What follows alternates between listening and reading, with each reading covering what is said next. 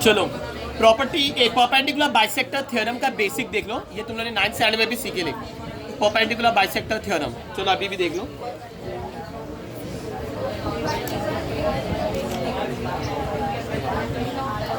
देखो ये मैंने एक सेगमेंट बनाया,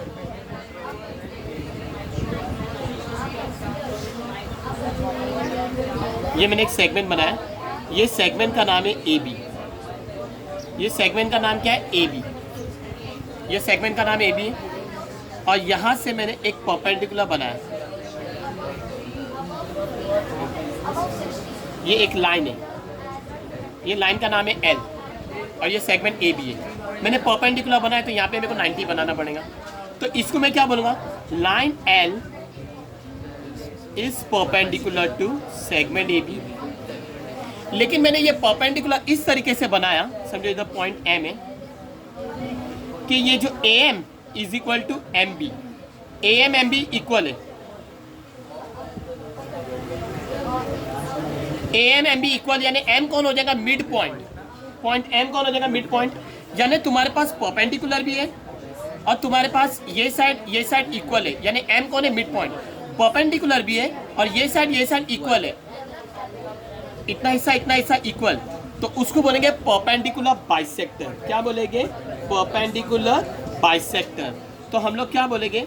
लाइन एल इज अ, खाली परपेंडिकुलर नहीं बोलूंगा, सिर्फ 90 डिग्री दिखेगा तो परपेंडिकुलर, लेकिन A M is equal to M B भी दिख रहा है तो 90 plus A M plus M B, ये दो भी, A M is equal to M B जो कि एम मिड पॉइंट है, 90 और ये मिलके क्या बनेंगे? Perpendicular bisector. Line L is a perpendicular bisector of segment A B, of segment A B, समझ है? Of segment A B. अगर मैंने इधर किधर भी ये लाइन एल पे मैंने कहीं भी पी को रखा, किसको रखा? एक पॉइंट पी को लोकेट करा।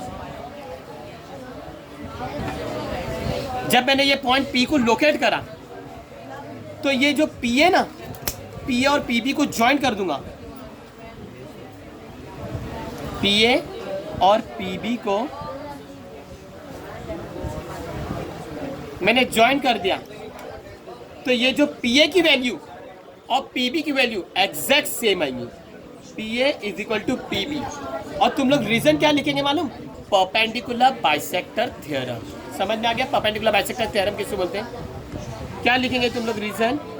परपेंडिकुलर बाइसेक्टर थ्योरम, क्योंकि यहाँ पे सिर्फ परपेंडिकुलर नहीं है, बाइसेक्टर भी। चलो अब मैंने इधर ले लिया Q, ये Q किधर है? ये Q भाई पॉइंट L पे, लेकिन ये जो लाइन L है ना, AB से सिर्फ परपेंडिकुलर नहीं है, परपेंडिकुलर बाइसेक्टर भी है। तो जब मैं टीचर पूछेंगी what will be the value of AQ and QB, तो हम लोग बोल देंगे AQ और QB की वैल्यू जो भी आएगी, लेकिन वो क्या आएगी? सेम आएगी, इक्वल आएगी। क्या आएगी? Equal. QA is equal to QB। Reason क्या लिखेंगे? Perpendicular bisector theorem, perpendicular bisector theorem. चलो इधर मैंने ले लिया C, ये C किधर है? लाइन L पे है, but I know this line L is a perpendicular bisector of segment AB। तो मैं AC और CB को जोड़ूंगा, AC और CB को जोड़ूंगा, तो CA और CB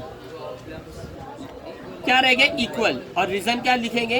perpendicular bisector theorem, THEOREN, perpendicular bisector theorem. यानी तुम लोग ने इससे क्या सीखे? एवरी पॉइंट, जितनी भी पॉइंट अगर परपेंडिकुलर बाइसेक्टर पे आएंगे, every point on the perpendicular bisector every point on the perpendicular bisector of a segment, every point on the perpendicular bisector of a segment is equidistant. Equidistant यानी क्या? Equal distant. Equidistant वाला coordinate geometry में भी topic है. Is equidistant from the end point of the segment. Segment का and point कौन है? A B segment है, उसका एंड पॉइंट कौन है? A and B. A and, अगर मैंने इधर ले लिया डी, तो डी ए और डी बी इक्वल. क्यों? Every point on the perpendicular bisector of a segment is equidistant. Is equidistant यानी DA is equal to DB from the end point of the segment. तो इतना बड़ा statement लिखने से अच्छा, इतना बड़ा स्टेटमेंट लिखने से अच्छा तुम लोग क्या लिखेंगे? Perpendicular bisector theorem. क्या लिखेंगे?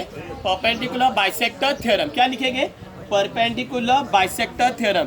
तो ये जो टॉपिक है ना, तुम्हारे को कोऑर्डिनेट ज्योमेट्री में भी हेल्प करेगी, और ये जो टॉपिक है ना, कोऑर्डिनेट ज्योमेट्री में खाली इक्विडिस्टेंट समझने में हेल्प करेंगी कि ये D A is equal to D B, और ये तुम्हारे को सर्कल जैसे चैप्टर में भी हेल्प करेगा. परपेंडिकुलर बाइसेक्टर थ्योरम ये शायद तुम्हारे को पाइथागोरस थ्योरम में भी हेल्पिंग कर सकता है. बनो.